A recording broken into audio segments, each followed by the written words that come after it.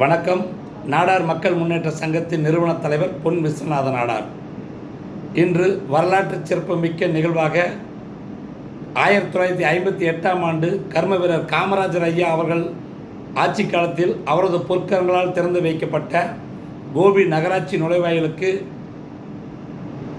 பெருந்தலைவர் காமராஜர் வளைவு என மாண்புமிகு தமிழக முதல்வர் அவர்கள் ஆணைக்கிணங்க இன்று நமது ஈரோடு மாவட்டத்தினுடைய சிற்பி மாண்புமிகு அமைச்சர் சு முத்துசாமி அண்ணன் அவர்கள் தலைமையில் திறப்பு விழா செய்யப்பட்டது.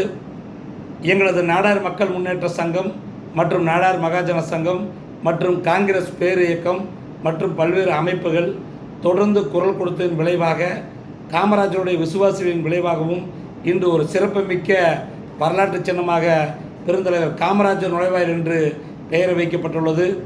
இச்சிறப்புமிக்க நிகழ்வுக்கு ஆணையிட்ட மாண்புமிகு தமிழக முதல்வர் திரு மு.க. ஸ்டாலின் ஐயா அவர்களுக்கும், ஈரோடு மாவட்டத்தினுடைய சிற்பி மாண்புமிகு அமைச்சர் சு முத்துசாமி அவர்களுக்கும், திராவிட முன்னேற்றக் கழகத்தின் மாவட்ட செயலாளர் அண்ணன் நல்லசிவம் அவர்களுக்கும், கோபி நகராட்சி ஆணையர் அவர்களுக்கும், கோபி நகர்மன்ற தலைவர் அவர்களுக்கும், நகர்மன்ற துணைத் தலைவர் அவர்களுக்கும், நகர்மன்ற அனைத்து உறுப்பினர்களுக்கும், எங்களது நாடார் மக்கள் முன்னேற்ற சங்கத்தின் சார்பாகவும், ஒட்டுமொத்த காமராஜருடைய விசுவாசிகள் சார்பாகவும், கொங்கு மண்டலத்தின் ஒட்டுமொத்த நாடார் சமுதாய மக்களின் சார்பாகவும் நெஞ்சம் நிறைந்த வாழ்த்துக்களையும் நன்றிகளையும் தெரிவித்துக் கொள்கிறோம்.